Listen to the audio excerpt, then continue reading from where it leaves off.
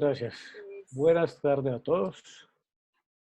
Eh, pues Cata me pidió el favor de hablar un poquito de trauma y lo que voy a presentarles ahora es como la clase magistral, digamos, que le damos a los pelados tanto en la universidad como en la clínica sobre trauma ocular y que yo la llamo perlas para dormir tranquilos. Y voy a empezar con lo siguiente. Normalmente, ustedes lo saben, pues también como yo, cuando uno pasa por la carrera, tiene 10 días, en el mejor de los casos, si no toca puentes, pues seguidos son 8 días para aprender oftalmo. Entonces uno tiene que meterles en comprimidos muchas cosas claves de oftalmología a los muchachos y a veces se distrae mucho a pesar de ser 10 días y pasa esto. Voy a ponerlo, perdón.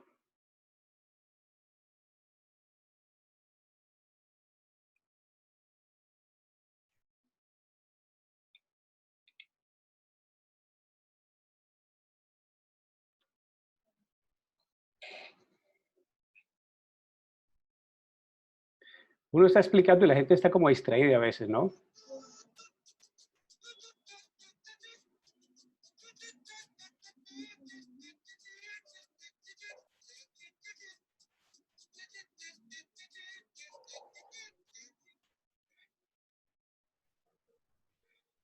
Y sucede que cuando salen a trabajar al rural, al internado, porque le llega un trauma ocular. Y puede llegar algo así como esto.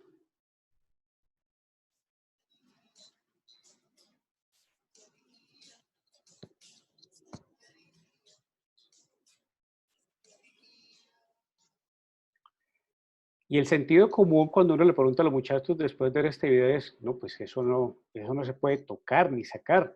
Pero a veces pasan cosas como esta.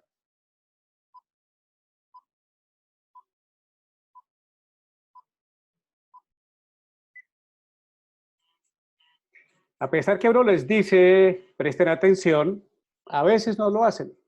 Y llega el paciente de trauma. Perdón, interrumpo un segundito. Es que estás teniendo mucho éxito. Ya pasamos de 100. A ver si activamos el plan B para Dale, profe. retransmitir por Catalina o Jonathan. Creo que tenían el plan B cuando llegáramos a 100. Retransmitir por Facebook. Sigue, Hugo. ¿Listo? Perfecto, profe. Entonces el trauma llega porque llega. Eso sí, pongan la firma. Y este es un video que se sacó de Facebook, es un video público, por eso pues lo muestro aquí sin problema, porque es sacado de Facebook, simplemente que yo lo edité con fines académicos. Fíjense que la doctora va a sacar el cuchillo del paciente.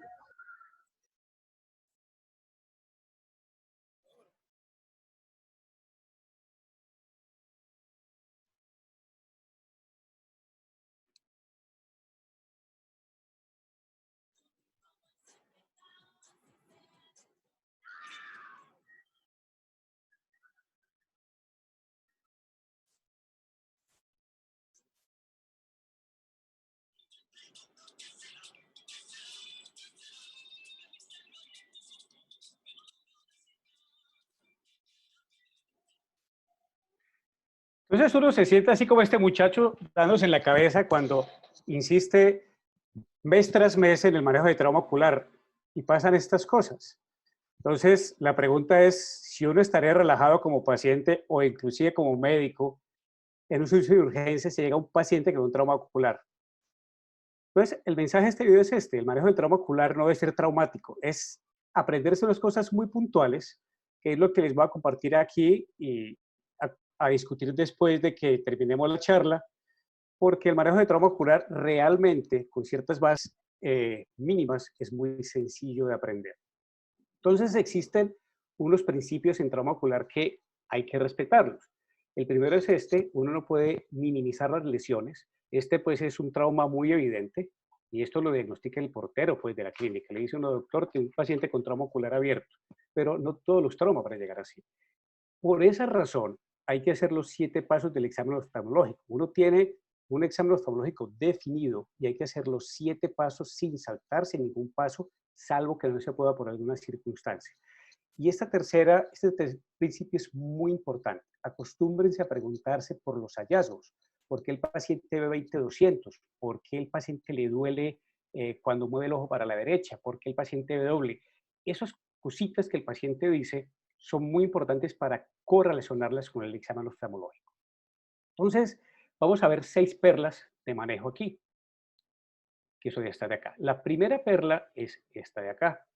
No siempre se cumple esta regla, de a peor visión, peor pronóstico.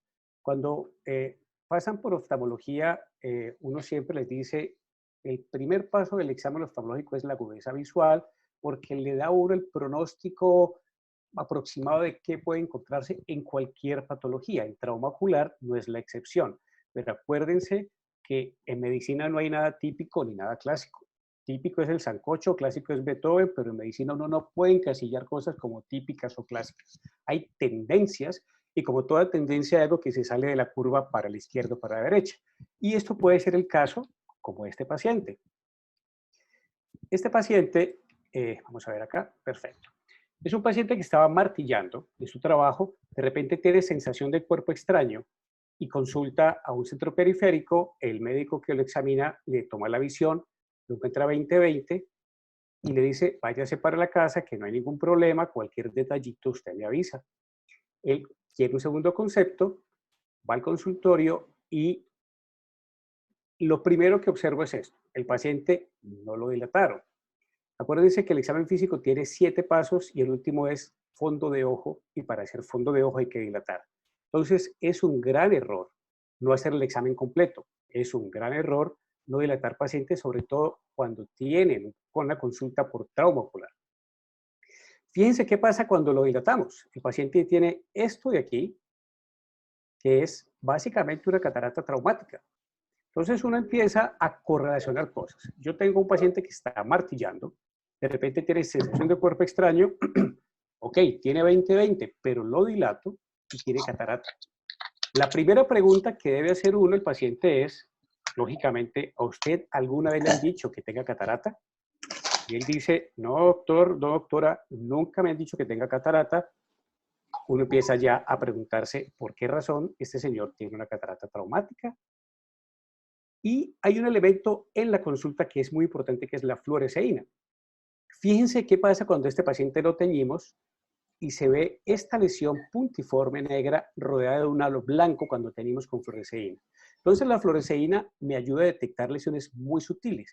Y fíjense que coincidencialmente está muy cerca de la zona de la catarata traumática. Fíjense lo que tenía este paciente, que el colega lo mandó para la casa y que cualquier detallito consultara.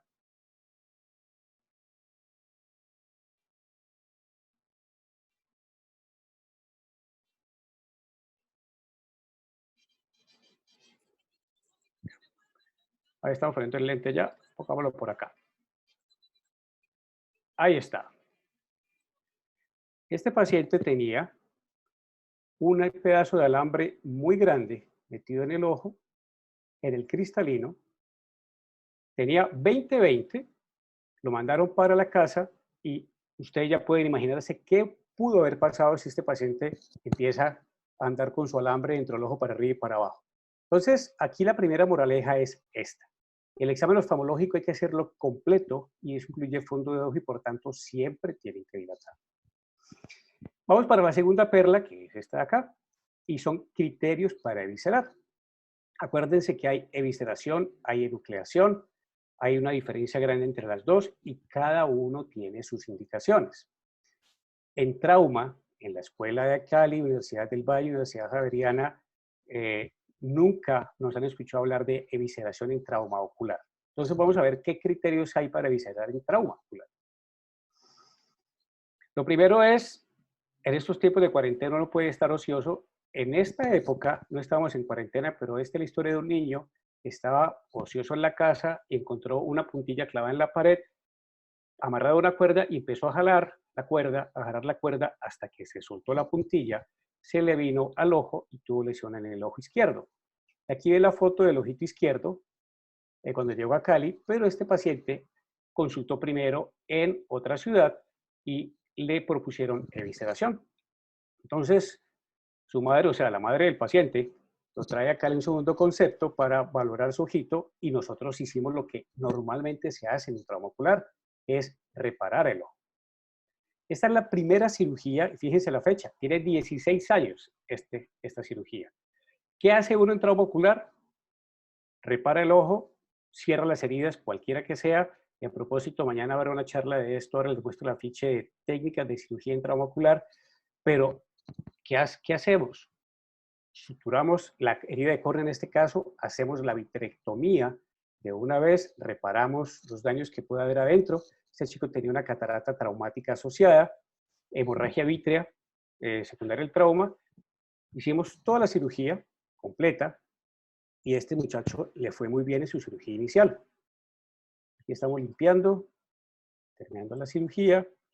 Ahí ven toda la herida de córnea suturada y limpiando todo el ojo. Entonces, este muchacho, esta es una fotografía de su retina, tuvo una buena evolución y quedó en manejo por oftalmopediatría porque como estaba áfaco y estaba muy pequeño, tenía que hacer un manejo de tipo, creo que esto se paró por acá. A ver, ok. Tiene que ser un manejo de tipo de manejo de ambliopía. Pues este muchacho consulta a los 11 meses, jugando con una correa, se pega con la hebilla en el mismo ojo y el médico que la primera vez le dijo que había que viscerarlo, le dijo, ahora sí hay que sacarle el ojo, porque ya se volvió a herir el ojo. Hay unos conceptos que son muy importantes en oftalmología aplicados a trauma que les voy a comentar acá. Acuérdense que el factor deleterio en trauma es la hemorragia vítrea. Estos 4 cc de vitrio que está pegado a la retina, en la periferia, en el polo posterior, en la mácula, etcétera. Cuando tenemos un trauma y hay hemorragia, la hemorragia empieza a actuar como una zona de tracción muy agresiva, inclusive en horas. Y es por eso que quienes hacemos cirugía de trauma integral nos basamos en ese concepto. No es una buena idea permitir que la sangre se quede acumulada 2 semanas para que haga daño en retina. Entonces, el otro concepto es que el vitrio jamás se renueva, ¿verdad? Si yo saco el vitrio, ese ojito después que uno pone silicón o gas o lo que sea, con el tiempo se llena de humor acuoso, pero el vitrio nunca se vuelve a renovar. Entonces, si yo tengo un paciente vitrectomizado, el riesgo de tracción disminuye casi en su totalidad porque ya no hay vitrio. Y el otro concepto importante es acordarse que las zonas avasculares del ojo, en este caso la córnea puntualmente, como no tiene vasos, no cicatriza. La córnea se pega por desmosomas y queda ahí como aguantando para la vida diaria. Pero cuando tengo un trauma contuso o un trauma secundario a cualquier evento, la zona más débil del ojo en ese caso es la córnea. ¿Qué pasó con este muchacho? Simplemente se abrió la córnea, pero no pasó nada más. Entonces, ¿por qué tenemos que sacarle el ojo? Fíjense, la segunda cirugía, junio del 2005. Ni siquiera tiene cánula de infusión escleral. Simplemente estamos suturando la córnea y permitiendo que el ojo se vuelva a reformar con el humor acuoso. Pero no hay ninguna razón para proponer sacar el ojo cuando ya lo hemos sacado la primera vez. Segunda cirugía. Este es el ojo de este muchacho con su lente intraocular, después tuvo varias cirugías y por este ojo llegó a ver 20/100. Se iban a sacar en 2 ocasiones. Entonces la moraleja es, ¿qué ojos evisceramos en trauma? el único ojo es el que el paciente trae en la mano diciendo ¿qué hago con este ojo, doctor? Ese no hay nada que hacerle, pero todos los ojos, inclusive ojos de mal pronóstico en apariencia inicial, inclusive NPL, hay que cerrarlos y tratarlos de pelear. Con este muchacho pasó algo bien particular. Algunos, sobre todo de generaciones un poquito más atrasadas, reconocen que es Ripley. Ripley era un personaje norteamericano, un viajero que empezó a coleccionar cosas raras, muchas de las cuales eran mentiras, pero hizo muchos museos de cosas increíbles. Este muchacho posiblemente era un buen candidato para Ripley. Febrero del 2016, en un intento de atraco, le pegan en el ojo con la cacha de un revólver. Y fíjense que aquí está el lente intraocular, aquí está la óptica del lente, y aquí hay un dibujo que especifica esto.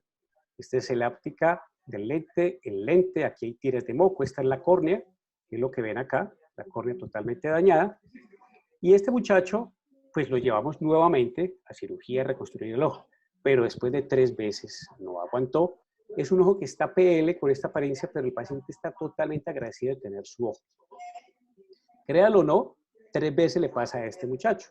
Y eso tiene un corolario en este caso y lo dice el maestro Rubén Blades, que es esto de acá.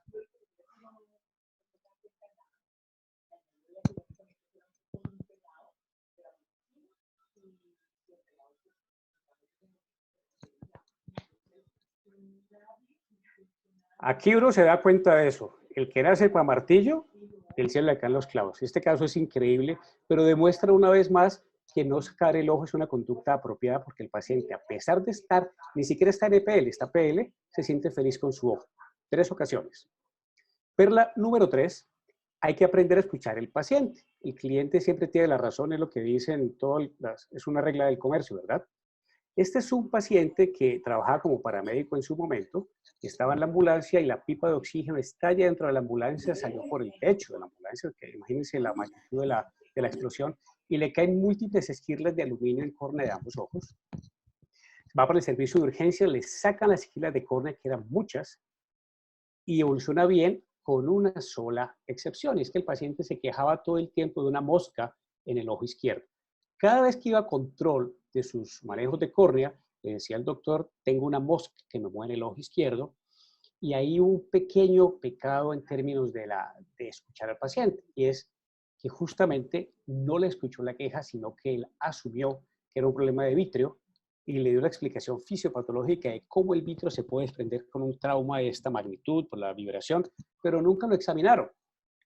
Hasta que un buen día, ese paciente que veía 20/20 por ese ojo, la visión le bajó a 20/400. Entonces ahí sí lo mandan al consultorio y fíjense el aspecto de la foto. De este ojito es un ojo totalmente normal. Y si uno le ve el reflejo rojo, está perfecto. Pero fíjense el video de esta misma foto del reflejo rojo. Fíjense hacia la zona derecha de ustedes, de la pupila izquierda del paciente. Va una esquirla larga, va una esquirla chiquita. Este paciente le entraron, en el momento del trauma, 2 esquirlas de aluminio muy delgadas posiblemente, y o no se vieron o el médico se concentró solamente en la córnea y omitió examinar el resto del ojo. Uno en un trauma cuya pipa de oxígeno sale por el techo, pues no debe asumir que va a llegar solamente a la córnea. Este paciente, le tomamos un electroretinograma, este es su ojito derecho, fíjense las curvas del electroretinograma que se ven adecuadas, a diferencia del ojo izquierdo cuyas curvas son muy planas. Este paciente hizo una toxicidad retinal por el aluminio que tenía dentro de su ojo y pues obviamente había que llevar la cirugía. Y fíjense lo más triste del caso. Cuando lo dilatamos, ahí está el cuerpo extraño. Ahí se ve. ¿Qué hicimos? Pues lo debido, que es hacer la vitrectomía. Este paciente era un paciente joven, le preservamos cristalino, y van a ver moviéndose por allí los cuerpos extraños, los sacamos. Como era un paciente joven, hicimos el pelamiento de la ioides posterior, ahí se ve cómo se va liberando. Revisamos todo y estas 2 cositas chiquiticas fueron las que le generaron al paciente su problema. Estas 2 cositas que están allí. ¿Cuál es la moraleja de este caso? Si usted tiene un paciente que le insiste algo, tómese 1 minuto, 5 minutos, escúchelo detenidamente porque posiblemente ahí va a encontrar la solución al problema. La perla número 4 es esta. nosotros no nos enseñaron a adivinar en la carrera, ¿verdad? Pero sí nos han dado herramientas para definir con mayor objetividad muchas cosas, que son todas estas tablas que tenemos en otras especialidades, en cirugía, en medicina interna tenemos tablas. Nosotros en oftalmología, concretamente en trauma ocular, tenemos algo que se llama el OTS. Entonces, el OTS es una herramienta que fue diseñada por varios oftalmólogos y que nos permite definir con una certeza alta, más o menos un 77%, el pronóstico funcional de un ojo después de un trauma ocular. ¿Qué necesitamos para hacer un OTS? Esto que vemos aquí, agudeza visual del paciente, si el paciente tiene una ruptura, que en este caso es un estallido ocular, si está infectado o tiene endoftalmitis, si tiene un trauma perforante, una retina desprendida y un defecto pupilar aferente. Fíjense que esas 6 cosas es nada más y nada menos que examen físico oftalmológico. Entonces, para hacer un OTS adecuadamente, tenemos que saber hacer un examen oftalmológico. Y fíjense que la tabla del OTS tiene valores positivos que están acá, que es básicamente visión, mientras que los otros valores son valores negativos. Entonces, yo lo que hago es restar, de acuerdo a los hallazgos, el valor positivo que me dio en la visión. Y eso me lleva a esta tabla que vemos acá, que es la tabla del OTS, que es el cálculo de estos valores. Dependiendo del valor que yo encuentre, voy a tener desde 0 hasta 100 puntos, ¿verdad? El valor que me dé lo cruzo con el valor de OTS y tenemos 5 valores de OTS, de 1 a 5, 5 categorías. El OTS 1 es el OTS de peor pronóstico, el OTS 5 es el OTS de mejor pronóstico. Fíjense que un OTS 1 le dice a uno como médico que este paciente tiene una probabilidad del 74% de quedar ciego. Malo, ¿verdad? ¿Qué debe hacer uno? La recomendación es que le expliquen al paciente por el lado positivo. Uno tiene un paciente con un trauma ocular muy angustiado por lo que va a pasar con su ojo y uno le suelta la perla de que tiene una posibilidad casi del 80% de quedar ciego, ahí lo acaba de fregar. Entonces, dígale la verdad por el otro lado. Tiene una probabilidad de un 4% de tener visión útil o una probabilidad de un 11% de tener una visión que le permita defenderse por su ojo. Eso es mejor que decirle lo otro y le está diciendo la verdad. Pero por otro lado está siendo objetivo. No estamos adivinando pronósticos porque trauma ocular puede ser muy engañoso en términos de lo que encuentra uno y lo que al final puede resultar. ¿Para qué sirve el OTS? Depende de quién. Para el paciente disminuye la ansiedad de saber qué le pasó y qué va a pasar con su ojito, define la calidad de vida y decisiones económicas. Acuérdense que un paciente con trauma ocular es un tiempo promedio de 9, 12 meses, a veces más, 2, 3 cirugías para llegar a un resultado final. Y eso debe saberlo el paciente para tomar decisiones, para que su entidad que lo cubre sabe a qué se va a enfrentar. Como médicos, nos permite ser objetivos en la consejería, clasificar adecuadamente y, en consecuencia, hacer un manejo adecuado, rehabilitación y, sobre todo, para investigar. Y para el sistema de salud es muy importante, porque si yo puedo identificar factores de riesgo, puedo planificar estrategias y hacer intervenciones. Yo le digo a los estudiantes siempre en clase este cuento de los ángeles guardianes, de los conductores elegidos. Eso no es altruismo, las aseguradoras. Simplemente las aseguradoras se dieron cuenta de que era más barato contratar 5 muchachos que no tomen, que conduzcan los borrachos a la casa, que pagar el carro, pagar la incapacidad o el muerto del que maneja borracho.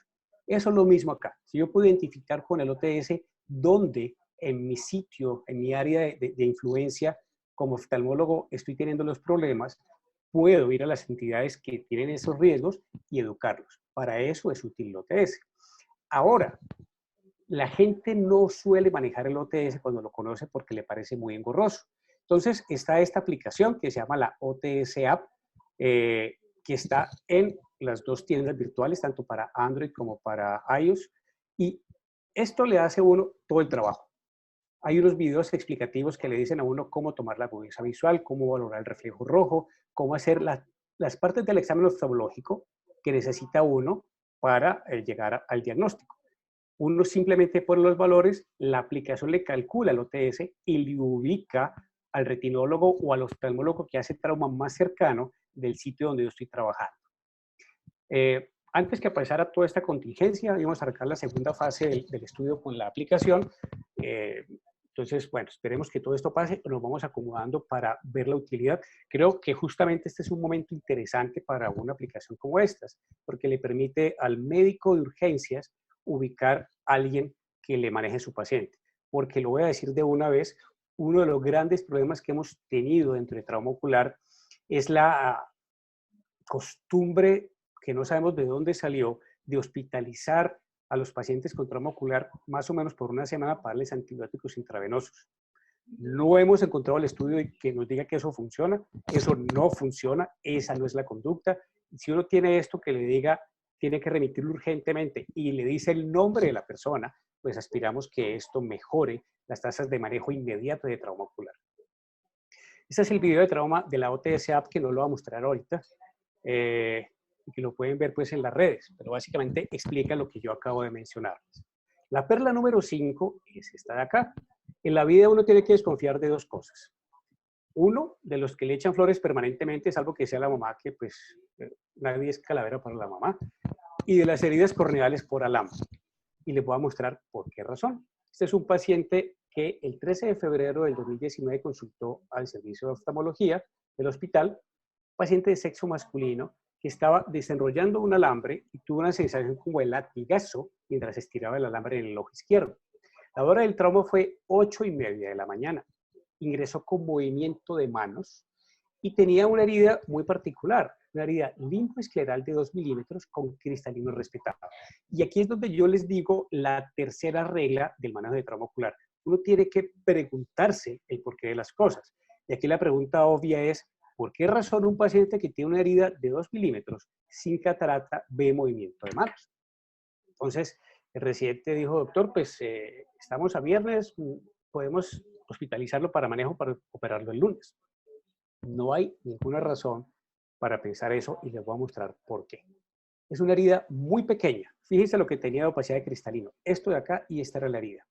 ¿Qué sucede con las heridas por alambre? Los alambres entran y salen muy rápido, literalmente latigan, como el paciente dijo, lesionan la retina, lesionan las estructuras que puede ser obviamente la córnea, puede pasar por zónula o hacer daño en catarata, infiltran el vitro y salen. Y eso lo hacen tan rápido que el paciente ni siquiera se da por enterado. Entonces pasa esto, entra, daña córnea, puede pasar por zónula, rompe retina, infiltra el vitro y sale en fracción de segundos y puedo tener una herida corneal, una catarata traumática, una ruptura de retina, pero sobre todo estos pacientes hacen endostalitis de muy rápida evolución.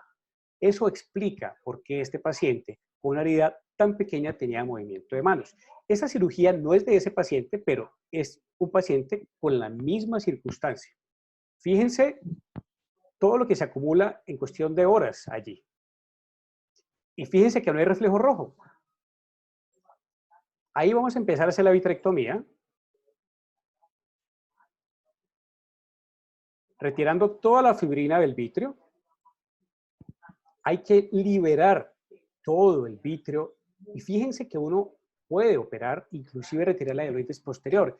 Y esas son las discusiones que usualmente tenemos en los cursos de trauma ocular y es endoftalmitis traumática. ¿Qué hacer? Hay una escuela que dice antibióticos intravitreos y esperar la evolución a que eso enfríe y lo operamos. Y otros que decimos que hay que aplicarle la máxima de medicina que viene desde tiempos hipocráticos, literalmente, y es que donde hay pus, la pus se debe evacuar. Y aquí estamos evacuando la pus. Estos pacientes con endoftalmitis traumática o endoftalmitis posoperatorias, que son literalmente de mejor pronóstico a veces, que a estos pacientes les va muy bien si somos agresivos con la cirugía. Es decir, uno tiene que, o por lo menos yo lo pienso así, uno tiene que ser igual de agresivo a la dimensión del trauma. Si tengo un trauma que me hace una endoftalmitis traumática, tengo que ser tan rápido para operarlo para que el paciente mejore. Y a esos pacientes les va muy bien, pero hay que correlacionar siempre, siempre hay que correlacionar. Entonces, uno nunca puede perder de vista su objetivo que tiene la consulta porque va a pasar esto.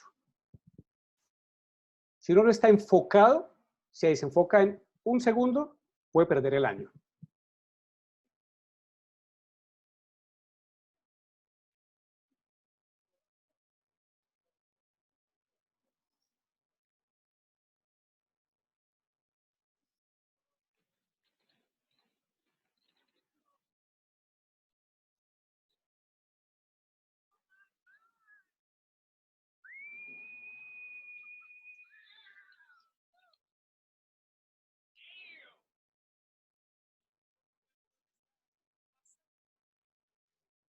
En ese momento que usted se descuidó, pensó en otra cosa, ahí estaba el diagnóstico del paciente. Uno tiene que estar siempre enfocado en su paciente. La última perla es esta. Acuérdense que debajo del párpado usualmente se encuentran los ojos, ¿verdad? Entonces a veces pensamos que trauma ocular se refiere al globo ocular, pero alrededor del ojo hay estructuras de tejidos blandos que pueden comprometer el ojo. Esta es la historia de un pelado de 16 años que tiene una pelea por el control del patio de la prisión. Es un paciente que está en prisión. Y cogen de estas mallas de canchas de fútbol, la cortan y le dan una herida en la región supraciliar izquierda. El paciente consulta al hospital con agudeza visual de 20/70.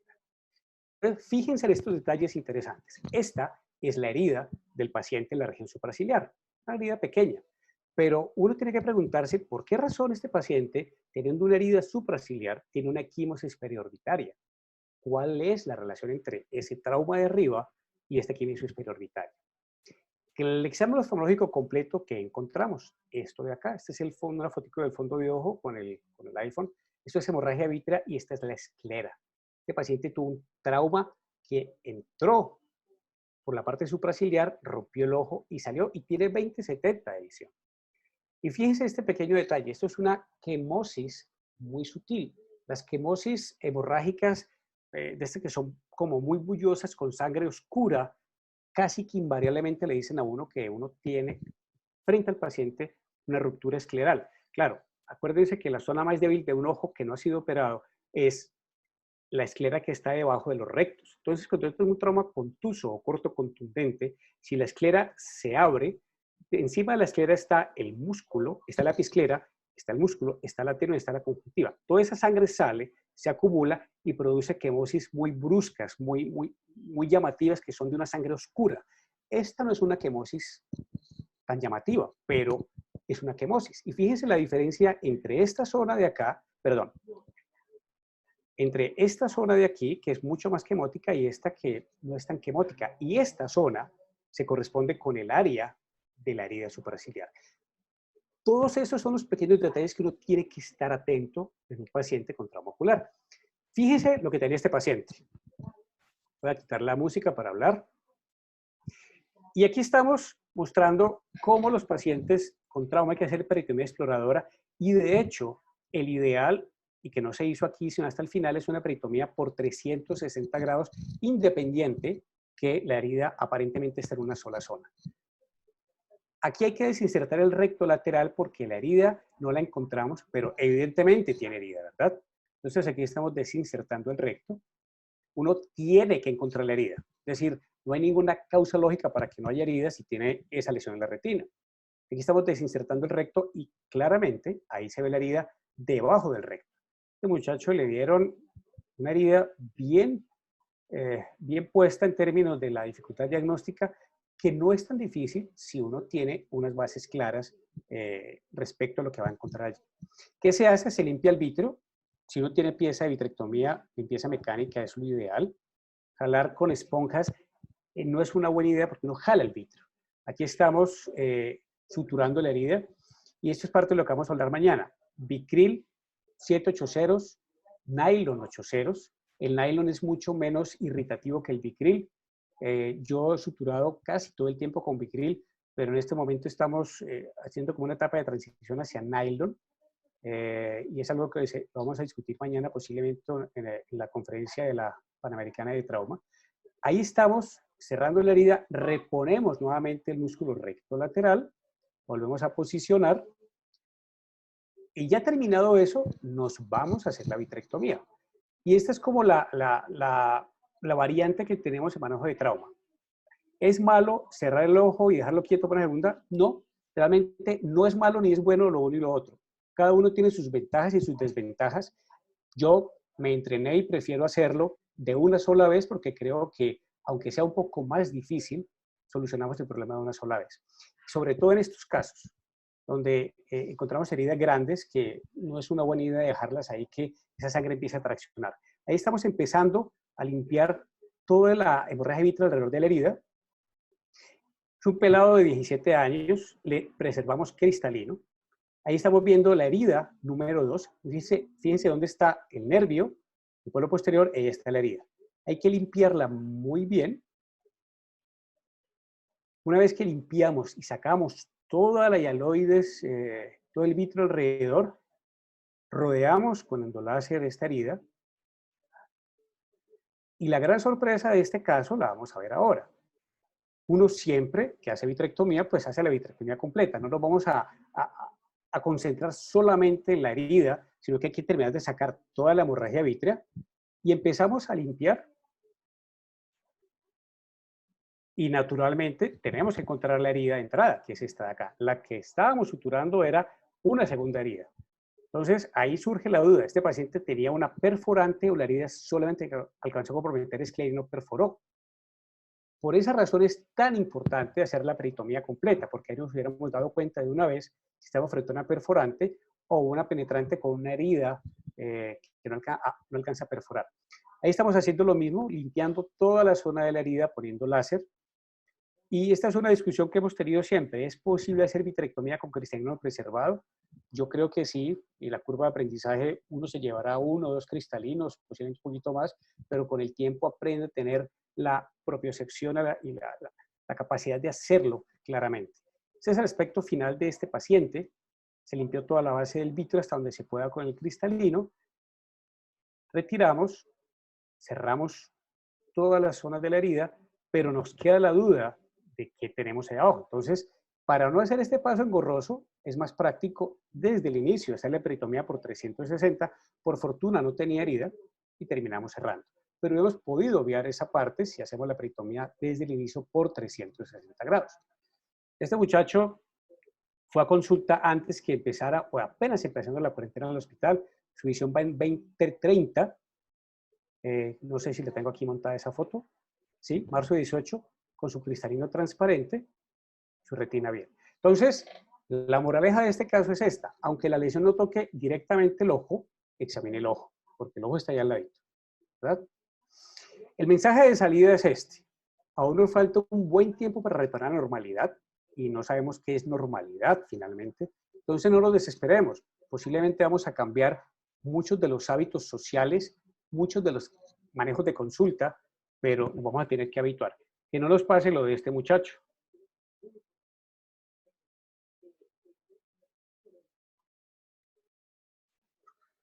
La gente se desespera y apenas estamos empezando. Y aunque estemos en cuarentena, que tenemos coronavirus, trauma ocular seguirá llegando y lo tenemos que aprender a diagnosticar y a manejar tempranamente. Bueno, muchas gracias. Voy a quitar la